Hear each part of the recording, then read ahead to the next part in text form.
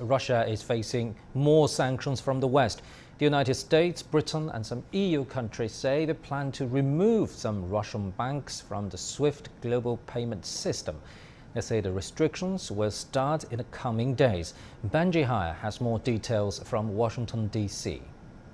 Things have moved quickly when it's come to the sanctions, and therefore hopes that this will also be put in place very shortly as well in order to maximise the impact.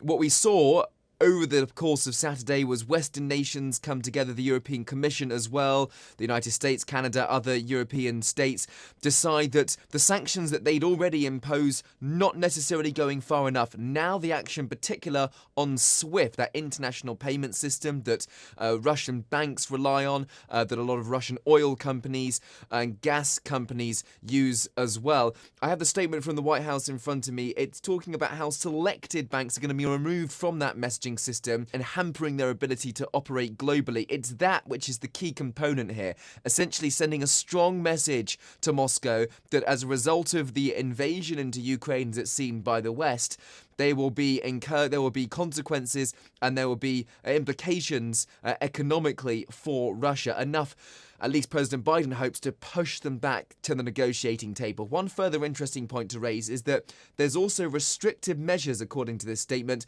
that will prevent the Russian central bank from deploying its reserves in such a way to subvert or undermine those sanctions that have been put in place by the US along with other major Western economies. So a collective attempt to try to essentially ensure that banks can't go around and get away with avoiding the particular sanctions that have been put in place and that will be felt harshly by the Russian economy.